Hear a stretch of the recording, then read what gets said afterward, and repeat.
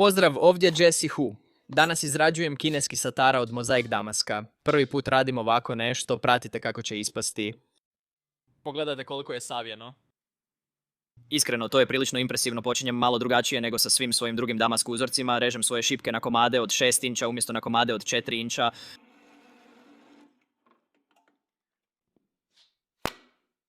Zamislite koliko bi to dugo trajalo s kutnom brusilicom. Jedan od razloga zašto sam htio početi s više čelika je taj što Mozaik Damask općenito zahtijeva puno više kovanih zavara nego druge vrste damaska.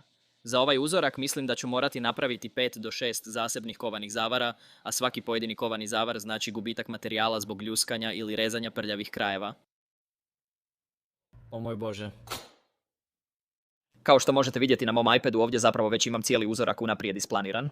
Znam što ću napraviti za svako kovanje, ali još nisam majstor mozaika. Zapravo nisam majstor ni u čemu, tako da moj crtež može biti vrlo različit od onoga što ću zapravo dobiti. Kako je ovo mozaik, prvo kovanje je ključno. Ako se pri izvlačenju bloka pojavi greška u zavarivanju, kasnije će se znatno povećati. Ono što ovdje radim je sve što mogu kako bih osigurao da se to ne dogodi. Brusim površine na istu razinu, zavarujem bočne dijelove da se ne izvijaju, a kasnije ću cijeli blok uroniti u ulje za kaljenje kako bih dobio sloj čađe koji spriječava ulazak kisika između dijelova.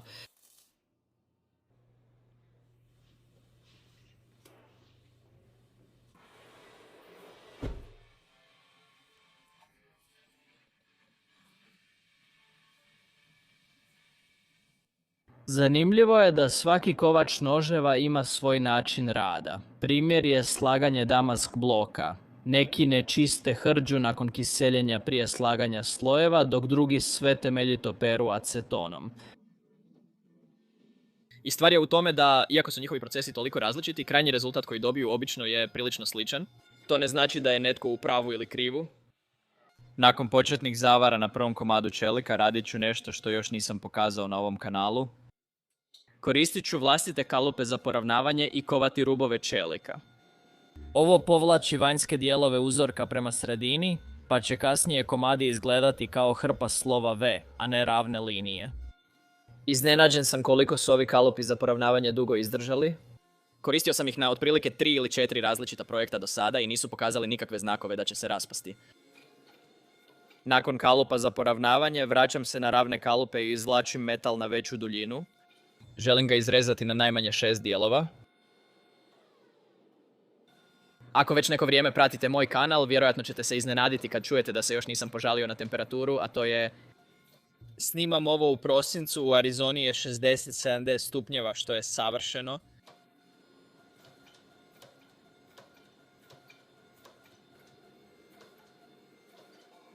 Kad gredica dosegne 60 cm, nosim je do nakovnja, ispravim, zatim je vraćam na prešu i potpuno ispravljam.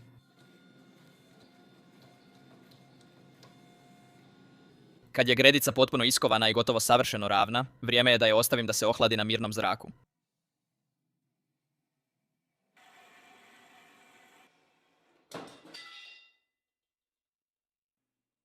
Inače bi gredicu stavio u škripac i brusilicom uklonio oksid, ali sada koristim novi nastavak za površinsko brušenje Beaumont Metalworks, savršen za to. Prije nego što ga upotrijebim, označim sve dijelove kako bih znao kojim redoslijedom sam ih rezao. Koristim blago istrošenu traku granulacije 80 i skidam slojeve od oko 5000 inča po prolazu. Prvi put koristim površinsku brusilicu i ne želim pretjerati. Kad su površine čiste, nosim ih na traku granulacije 120 na ravnoj ploči za pripremu za probno jetkanje. Probno jetkanje važno je za pravilnu usmjerenost mojih komada. Već sam označio komade, ali 5 minuta više vrijedi za potpunu potvrdu.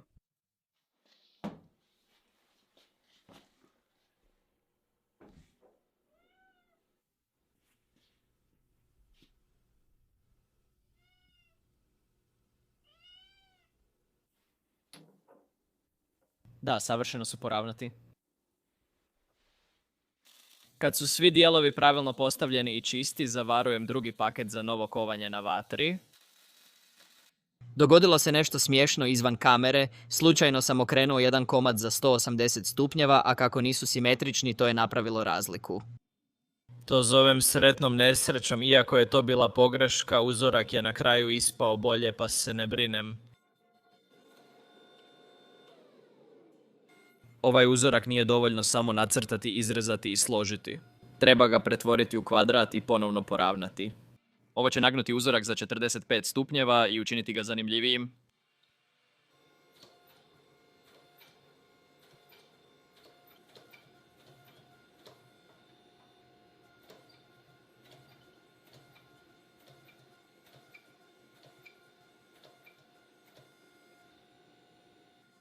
Moj cilj kod ponovnog poravnavanja bio je postići savršenih 45 stupnjeva, ali ako ga gledate iz ovog kuta, zapravo izgleda kao da moj blok uopće nije bio kvadratan na početku, pa mislim da sam ga na kraju nagnuo 43 ili 44 stupnja. Ovo na kraju nije previše promijenilo stvari, ali to bi bila jedna od onih stvari koja me razlikuje od recimo majstora kovača. Iskusni kovač bi bolje kontrolirao kut i ovo mu se ne bi dogodilo.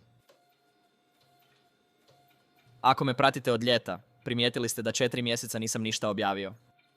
To je zato što sam studirao izvan države na sveučilištu Michigan, pokušavajući steći diplomu iz elektrotehnike. Definitivno je jako zabavno biti na fakultetu, ali to ne znači da mi ovo nije jako nedostajalo. Vraćajući se na zadatak, možete vidjeti da sam stavio graničnike u prešu. To je zato što želim iskovati ovo u dugačku četvrtastu šipku.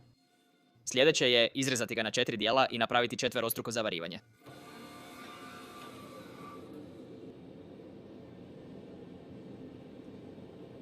To je dobra pjesma. Ne znam jeste li čuli, ali iz moje preše se začuo čudan zvuk kad sam završavao izvlačenje šipke. Još ne znam što je to, ali paljenje i gašenje je riješilo problem.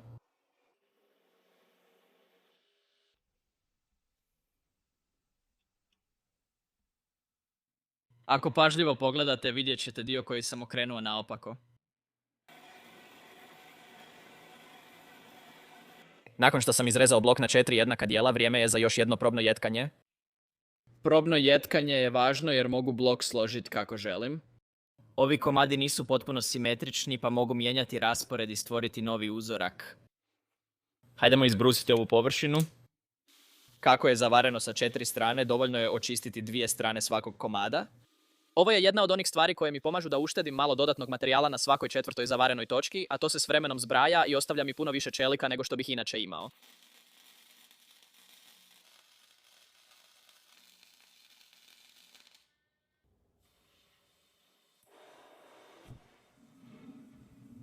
Kovačnica se ponovno grije, pa vraćam četvrtaste kalupe na prešu. Zbog četverostrukog zavarivanja i pritiska na 2 osi, četvrtasti kalupi su najbolji za postavljanje zavara.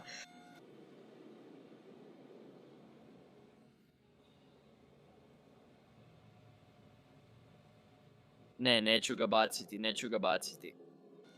Prvi prolaz zavarivanja je brz jer ne želim da gredica izgubi toplinu. Nakon ovog prvog prolaza ostavim ga u kovačnici da odstoji malo duže nego inače, jer želim dobar rast preko granica slojeva. Kako ovaj uzorak nije klasičan eksplozijski, ponovno ću ga kvadrirati. Ovaj će uzorak promijeniti iz ovoga u ovo.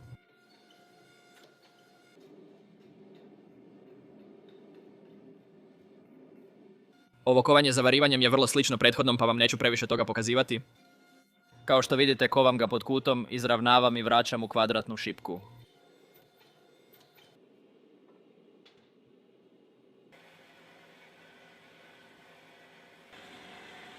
Star sam.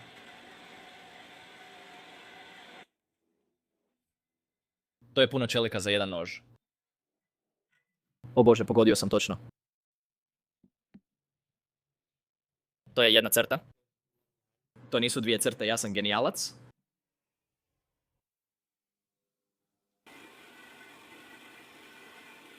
S ovim testnim urezivanjem vidjet ćete kako će izgledati konačni uzorak. Što ja mislim o ovome? Mislim...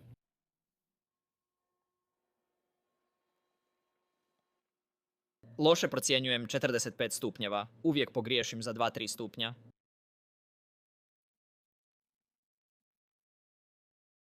Kad odaberem željenu orijentaciju komada, vraćam ga na aparat i zavarujem treću do zadnju ploču.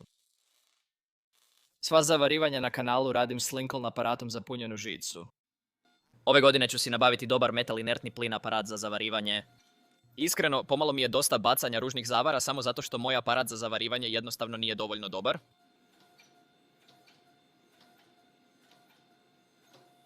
Trebam izvući ovu gredicu i pripremiti je za rezanje na 4 dijela za završno spajanje. Ovo je završno testno jetkanje uzorka. O da. Završni korak za ovaj uzorak je još jedno četverostruko zavarivanje. Ovo je završno kovačko zavarivanje pa ću mu posvetiti više pažnje nego prethodnima. Zapravo ću napraviti zavarljivi šav oko cijelog bloka, a ne samo po stranama. Kasnije ću to brusiti, ali tako ću dobiti savršene kovačke zavare. Nisam koristio četvrtaste čekiće jer sam zavario cijeli blok, pa je manja šansa da se raspadne i zato koristim velike ravne čekiće. Nakon nekoliko zagrijavanja i izvlačenja nosim ga do škripca i kutnom brusilicom brusim metal inertni plin zavar. Budući da ću ovo kasnije rezati na pločice i zato što su kineski noževi poznati po svojoj širini, zapravo moram paziti da ovaj blok bude jako pravokutan kad završim s njim. Mislim da su dimenzije bile oko 2,5 inča širine i 1,5 inča debljine. Kad je blok gotov, ostavim ga da se hladi preko noći u kanti mutnog svjetla. Tako će biti mekan i spreman za rezanje.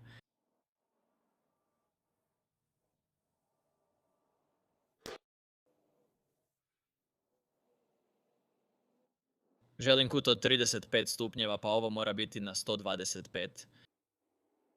Za rezanje pločica postavio sam kut rezanja na tračnoj pili na 35 stupnjeva. Taj kut od 125 stupnjeva trebao mi je samo za crtanje linija na komadu metala.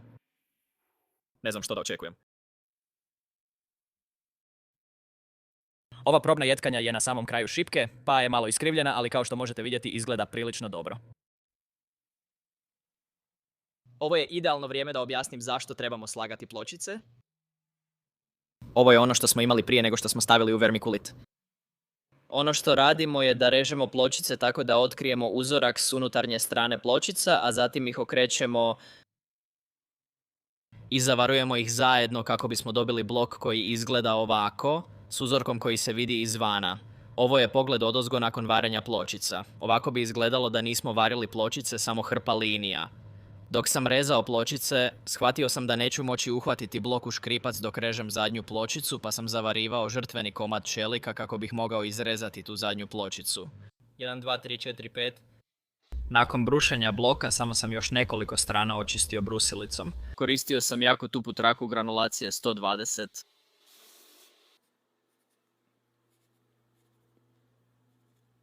Posljednja stvar koju sam morao napraviti prije nego što sam mogao zapravo izvesti zavarivanje pločica bila je osigurati da su sve ove pločice točno iste visine. Odlučio sam to napraviti na površinskoj brusilici, ali iskreno najbolji način za to je jednostavno osigurati da ih odmah na početku izrežete na istu debljinu. Ono što ovdje radim je da režem nekoliko listova žrtvenog čeličnog lima. Biće poput kruha u sendviču mozaik damaska. Ovi spriječavaju ulazak kisika u blok tijekom zavarivanja.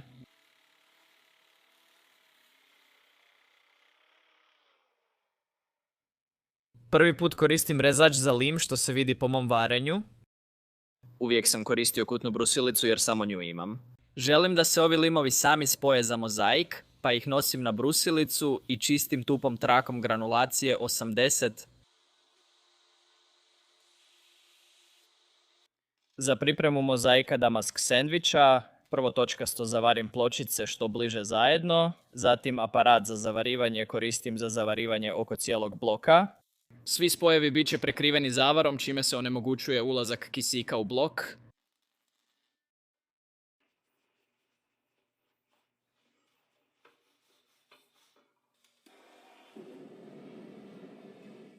Budući da sam već zavario cijeli blok, nije imalo smisla umačati ga u coin throw, ali to mi dobro dođe kao rezerva ako ostane praznina u zavarima i treba spriječiti ulazak kisika. Pažljivo radim na ovom zavaru, tretiram ga kao da bi mogao odmah popustiti. Napravim lagani prolaz, zatim vratim u kovačnicu na dugo zagrijavanje.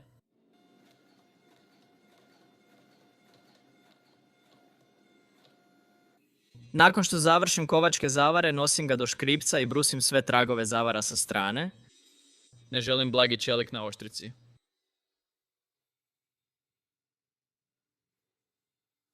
Kad su strane bloka bile čiste, izvukao sam ga još malo i pripremio za kovanje oštrice.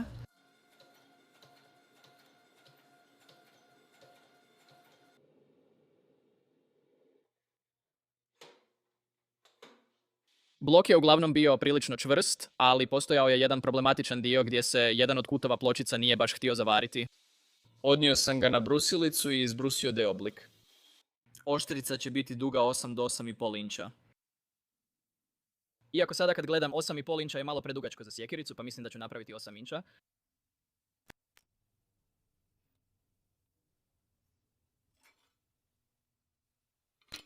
U redu.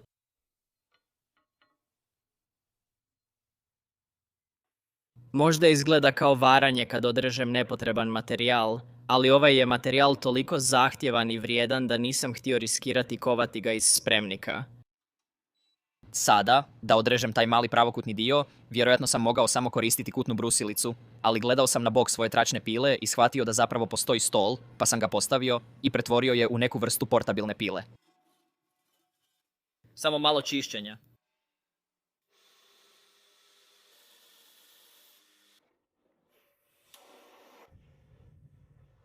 Za izradu integralnih štitnika na oštrici koristit ću tehniku Salema Strauba iz Washingtona, izrada zavarenih štitnika u kovačnici.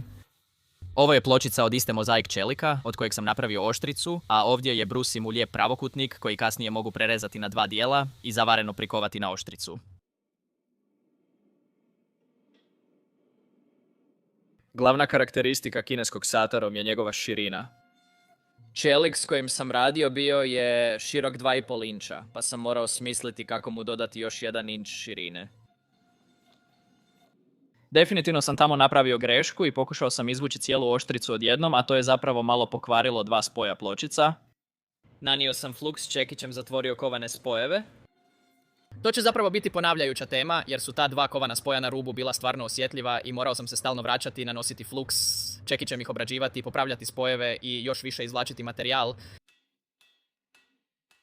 Otkrio sam da je najbolja metoda za proširivanje ove oštrice jednostavno korištenje čekića s poprečnom glavom. Preša je dobra, ali pretjerana, kao da pokušavate ubiti pticu topovskom kuglom, a niste sigurni jeste li je pogodili.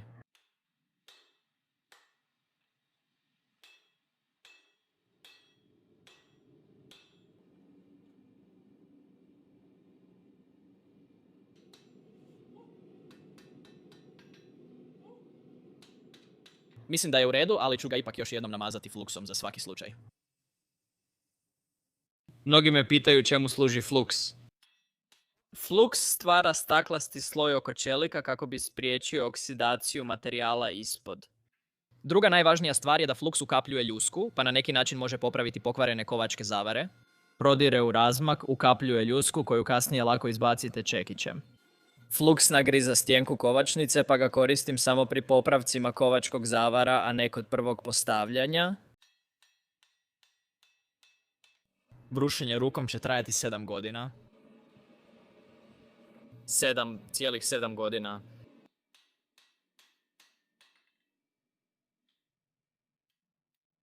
Sada kad je oštrica uglavnom iskovana u oblik, bilo je vrijeme da ispravim dršku i pripremim se za kovano zavarivanje štitnika. Materijal za štitnik je praktički spreman, sve što trebam napraviti je prerezati ga napola tračnom pilom. Prije zavarivanja štitnika na oštricu moram izbrusiti sav lim sa strane oštrice. Moram paziti da kontaktna područja budu što ravnija. Ne želim da kisik dođe između štitnika i oštrice. Spreman?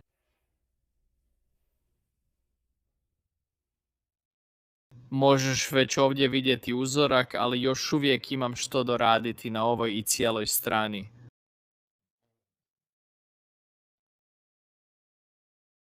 Kad sam se uvjerio da imam čisti materijal na čistom materijalu, odnio sam ga do svog zavarivača i samo sam pričvrstio te pojačanja. Nisam zavarivao cijelom dužinom, samo sam ih pričvrstio točkasto.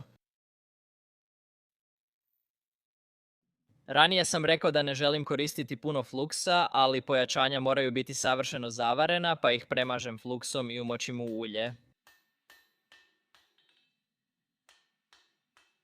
Za svo kovano zavarivanje koristio sam samo ručni čekić. Nisam htio koristiti prešu, jer bi sve što bi ostalo zarobljeno između jednostavno ostalo tamo ako bih koristio prešu.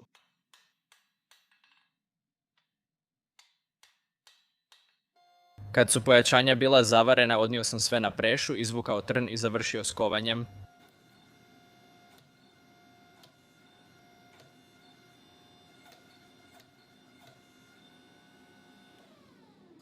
Nakon trna napravio sam nekoliko zagrijavanja kako bih dovršio profil oštrice i provjerio ravnost.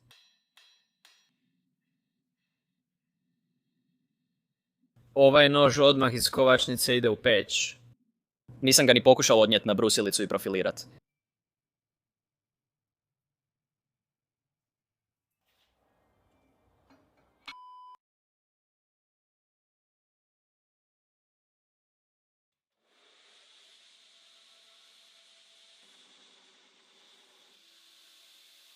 Nisam duboko brusio, ali kovački zavarci izgledaju savršeno.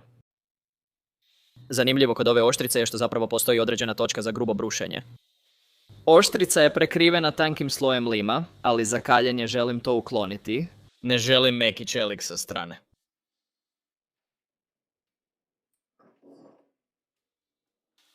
Moj čelik se pri kaljenju ponaša drukčije od visokougljičnog čelika. Visokougljični čelik zapravo dobiva mali postotak na volumenu, a meki čelik ostaje isti. Ako je vanjski sloj od mekog, a unutrašnjost od visokougljičnog čelika, unutrašnjost će se više širiti i može doći do pucanja oštrice po sredini. Meni se to već dogodilo.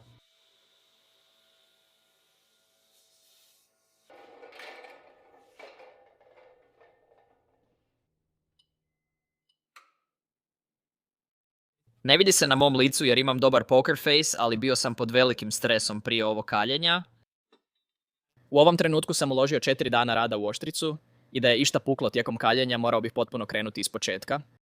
Imam rok za ovaj video pa ću idućih 5 dana morati raditi dvostruko brže.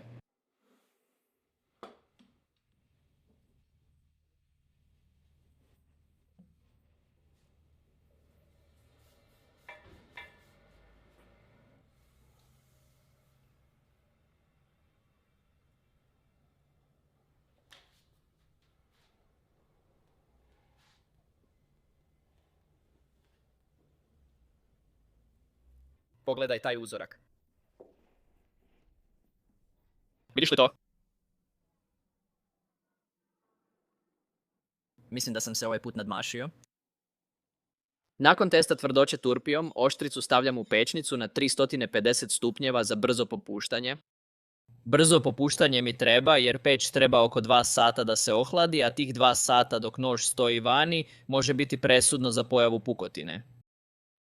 Nakon toplinske obrade imamo 2 funte. Tako je počeo dug proces brušenja oštrice do konačnog oblika. Kao što ste vidjeli, oštrica je bila oko 2 funte, što je preteško i znači da je predebela. Konačna težina ovog noža je oko 1 funte ukupno, uključujući i dršku. Oštrica se lagano savila pri kaljenju, pa je ovdje lagano ispravljam čekićem s kuglastim krajem od karbida. Michelangelo je rekao, svaki kamen skriva kip, a kipar ga treba otkriti. Pri izradi noževa jedino možete ukloniti materijal. Moram biti kreativan pri odabiru materijala za uklanjanje. Oštrica mi može biti ravna, ali s puno valova duž cijele duljine. Moj posao je izravnati izbočine i ostaviti savršeno ravnu središnju liniju.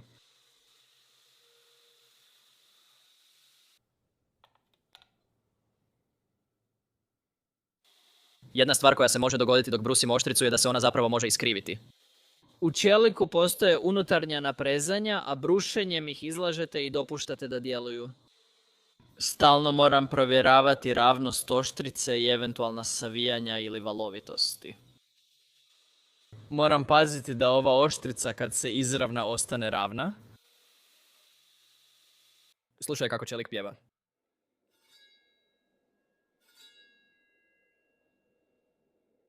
Zbog integralnog štitnika moram paziti na 2 ravnine koje povezuju štitnik s oštricom.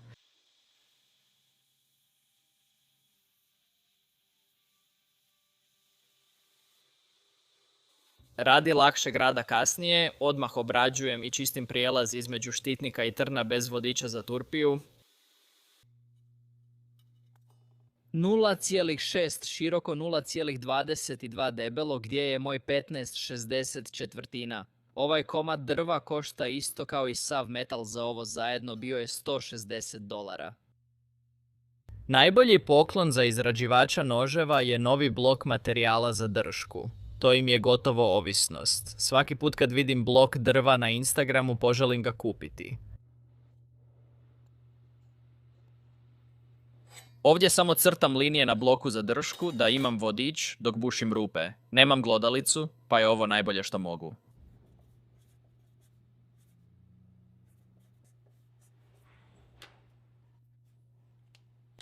Dva značajna broja.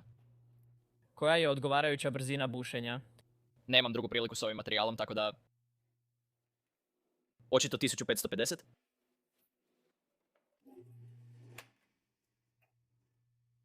Nemam glodalicu, pa moram paziti da obična svrdla ne odlutaju. Prva rupa nije problem jer nema prostora za pogrešku, ali kod druge i treće rupe uz prvu uzimam male komade da svrdlo ne sklizne u prvu rupu.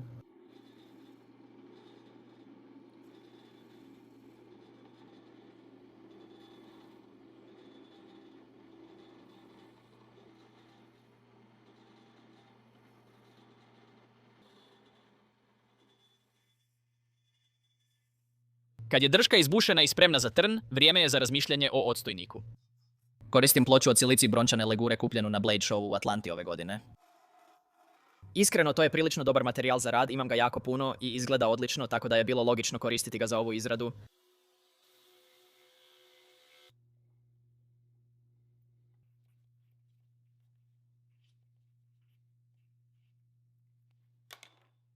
Nedavno sam pročitao komentar, imaš velike strojeve, ali nemaš plavi dikum. Plavi dikum sam stavio u Amazon košaricu 3-4 puta. Uvijek zaboravim kupiti ga, pa za sada ostajem pri starom markeru i gubitku nekoliko moždanih stanica.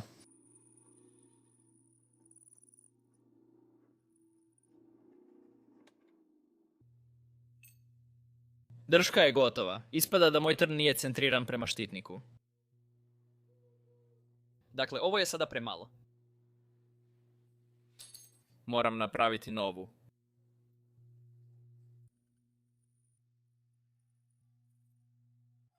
Dao sam do znanja da je to velik posao, ali mi je trebalo samo 15 minuta. Tang mi je pravokutan, pa i utor mora biti takav, što znači puno turpijenja. Koristio sam male okrugle turpije, male dijamantne turpije, sve što imam u svom arsenalu da ovo prilagodim tangu.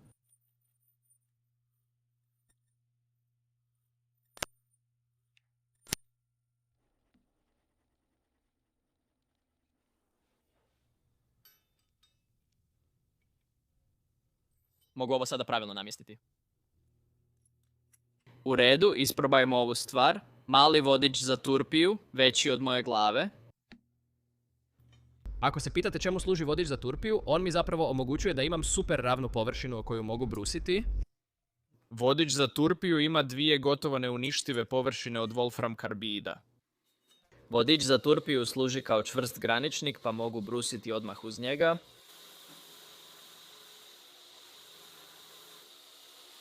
Pogledaj to pristajanje. Vjerojatno ne možeš vidjeti na kameri, ali to je prilično dobro. Nakon što je odstojnik savršeno pristajao uz stražnji dio ojačanja, mogao sam se ponovno posvetiti bloku drške. Ono što ovdje radim je da koristim bočni pritisak na istu svrdlo samo da spojim 3 rupe koje sam ranije izbušio. Ovo je pomalo rizično jer svrdla nisu predviđena za bočni pritisak, no to je najbrža metoda koju sam koristio za spajanje rupa.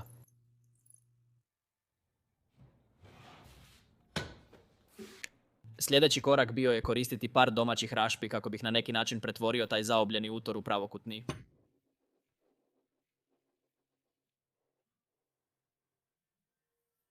Wow. Zašto je sve tako brzo i zašto krvarim?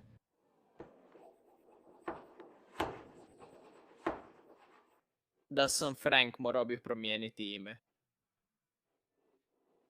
Zanima me koliko bi mojih gledatelja stvarno nasmijalo na takvu šalu.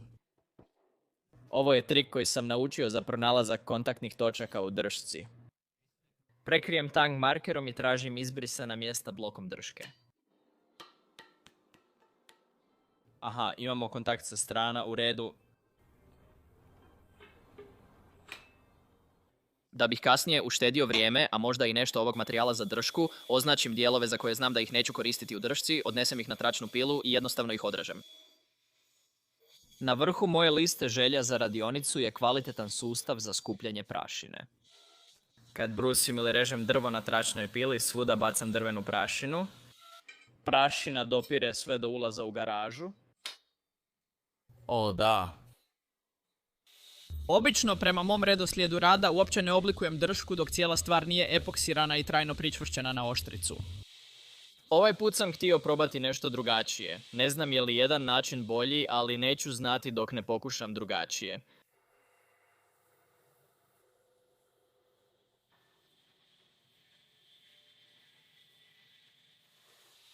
Mogu ga saviti.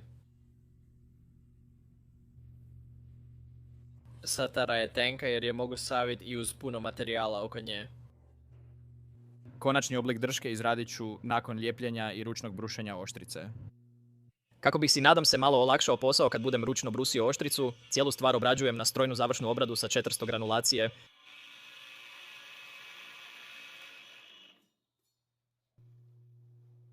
Za tako veliki nož manje od pola kilograma je dobro, a bit će još lakši.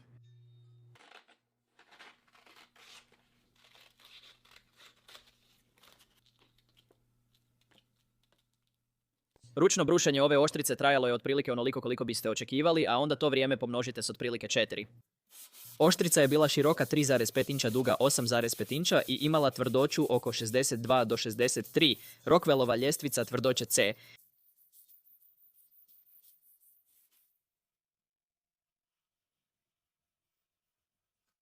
U redu, mislim... Napokon ga mogu okrenuti. Ovo užasno smrdi. Ali je toliko dobro u onome što radi. Bruseći ručno, odlučio sam opet pogledati YouTube klasike o izradi noževa. Ponovno sam pogledao seriju o kuhinskom nožu Alexa Steela s oko 20 milijuna pregleda. Ponovno sam pogledao izradu mozaik damask mača Kyla Royera. Osim videa o izradi noževa, stigao sam pogledati 10 epizoda serije Community. Mislim da ovo želim ovdje staviti. Ovo je svetogrđe najvišeg reda. Čekaj, nemam nož.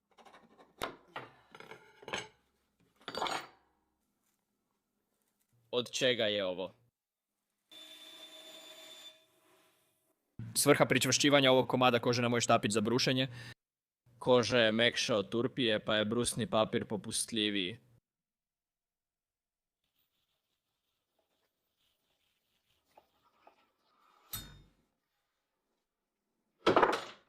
Što je to bilo 9 sati? Sada kada je cijela oštrica obrađena brusnim papirom granulacije 150, bilo je vrijeme prijeći na 400, a zatim na 600 granulaciju. Neću vas zamarati s previše snimke ručnog brušenja, ali za 400 granulaciju brusio sam dijagonalno u odnosu na oštricu, za razliku od paralelno s oštricom, a zatim sam za 600 granulaciju ponovno brusio paralelno s oštricom. Posljednje na što sam morao obratiti pažnju bilo je koliko je čist prijelaz između oštrice i prednjeg dijela štitnika. Spomenuo sam to u zadnjem videu o kuharskom nožu, ali taj prijelaz se lako zanemari, a zapravo daje dubinu komadu. Dobro, lagao sam. Ima još jedna stvar na koju moram obratiti pažnju, a to je hrbat noža.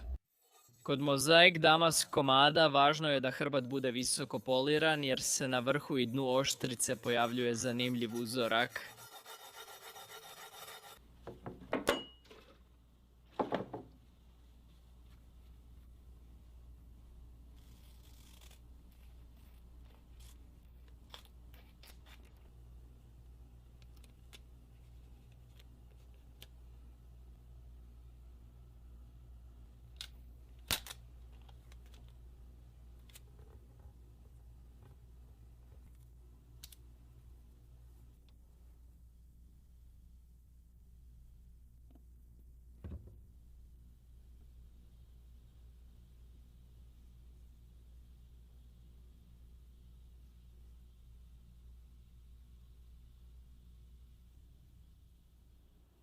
Iskreno, to je dovoljno dobro.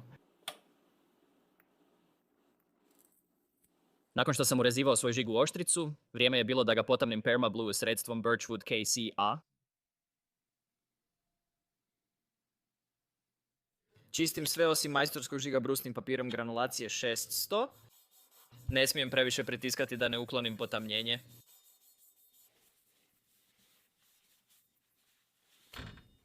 Za lijepljenje sam morao paziti da svaka površina koju ću lijepiti bude ili očišćena acetonom, ispuhana komprimiranim zrakom ili jednostavno odmašćena. Ovo je važno jer neću imat mehaničku vezu za ovu dršku. Jedino što drži dršku na oštrici je Epoxid West sistem koji se suši 24 sata. Epoxid West sistem je izuzetno čvrst, pa se ne moram previše brinuti, ali ne želim mu dati razlog da popusti, primjerice za 10 godina.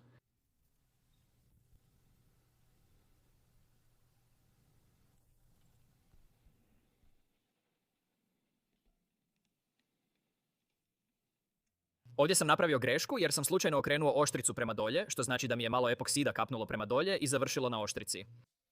Kasnije sam još čistio acetonom, ali nije bio problem. Epoksid sam ostavio 24 sata da se učvrsti i nisam ga htio prerano dirat. Kad se epoksid stvrdnuo, počeo sam oblikovati dršku. Moj klijent je zapravo tražio da ostavim dršku malo debljom nego što bih to inače učinio. Slažem se jer je satara visoka 3,5 inča, pa svaka sila na oštricu stvara veći moment nego na nožu širokom 2 inča. To sam imao na umu dok sam radio dršku.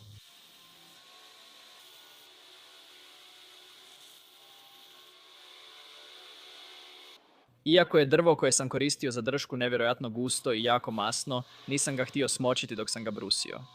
Tako da, kad god sam brusio štitnik i kad se jako zagrijao, samo sam ga stavio na aluminijske blokove kako bi oni malo brže izvukli toplinu nego da ga ostavim da stoji na zraku.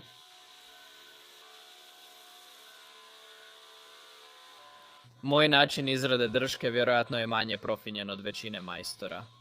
Skidam rubove i igram se s kutovima dok ne pronađem nešto što dobro izgleda i leži u ruci. Drške zbog mog oblikovanja izgledaju velike i kockaste dok ih ne završim na brusilici. Naučio sam vidjeti konačni izgled drške, ali i dalje mi je neobično gledati ovu snimku i pitati se što sam mislio dok sam je oblikovao, jer sada izgleda grozno.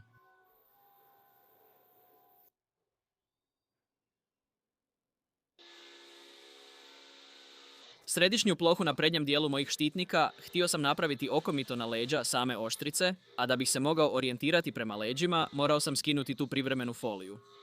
To je značilo da je bilo nekoliko trenutaka dok sam brusio ovu dršku kada sam mogao potpuno uništiti oštricu. Da sam skliznuo i oštrica pala na brusnu traku, bila bi uništena. Nakon oblikovanja drške trebalo je popraviti neke nesavršenosti u drvu. Te male nepravilnosti i pukotine popunio sam crnim super ljepilom.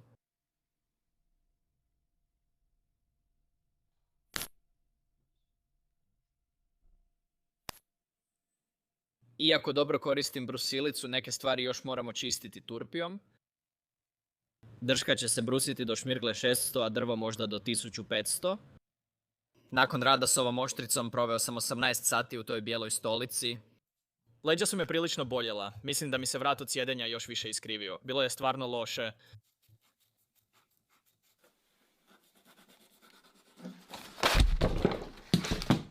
Moja greška. Na što si se uopće spotaknuo?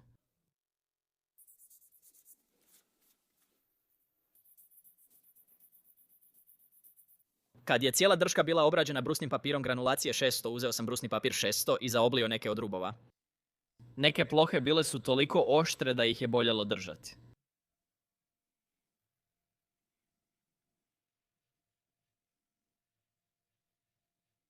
Kako bih spriječio ozljede od oštrih kutova Choilovog satarca, napravio sam vrlo gladak.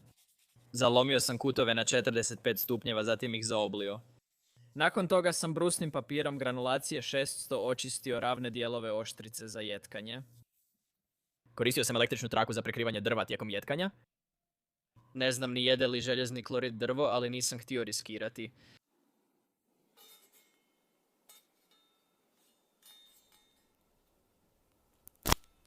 Mislim da ću ga odrezati otprilike ovdje.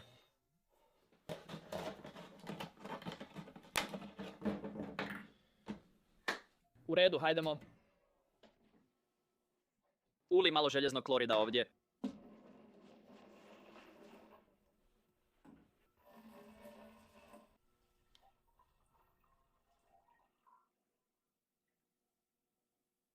Prije jetkanja pobrinuo sam se oprati cijelu oštricu običnim deterđentom za suđe.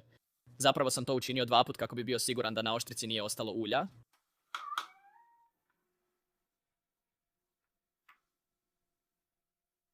O bože.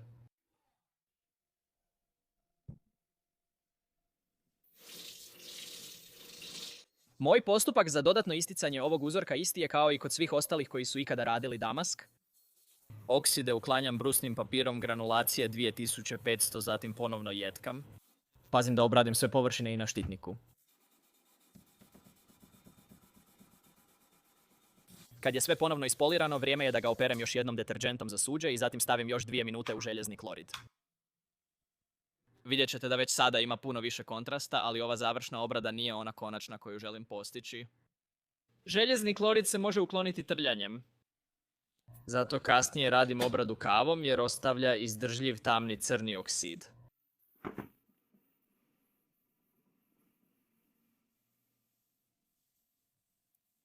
U drugom ciklusu koristim brusnu spužvu granulacije 5000 preko brusnog papira granulacije 2500. Ovo je samo da čeliku dam dodatni sjaj.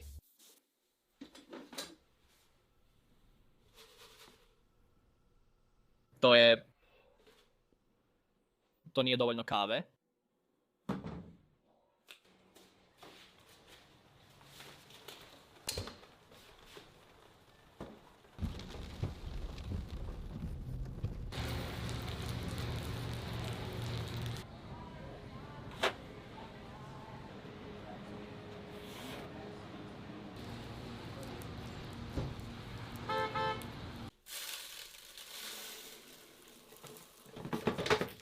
O, to je jako.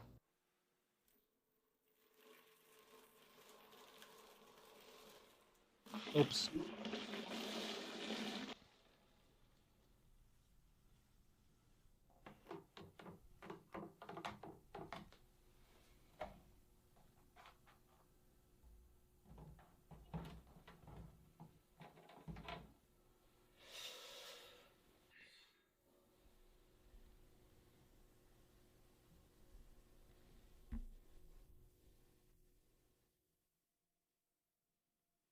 Sjećaš li se one nezgode koju sam napravio na početku kad sam jedno od tih AV okrenuo naopako zbog toga? U središtu svake latice je tamnije. Sad svaka latica cvijeta ima prijelaz boje. Oštrica je urezana, sada treba ispolirati dršku i gotovo je. Iskreno, stvarno sam ponosan na sebe što sam uspio završiti cijelu ovu izradu u samo 9 dana.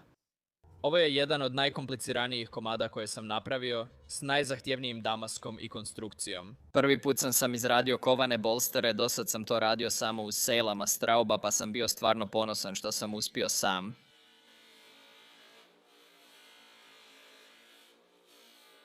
Nakon poliranja drške i djelovanja kave na metal, prešao sam oštricu Sunshine krpicom. Tako sam uklonio smeđi i ostatak od kave i dobio čiste bijele i tamne boje. Svim noževima iz moje radionice dajem izuzetno oštru oštricu. Koristim Atoma dijamantni kamen granulacije 400 za osnovno oštrenje, zatim Hocera vodeni kamen granulacije 3000 za završnu oštrinu, a na kraju ih poliram na koži.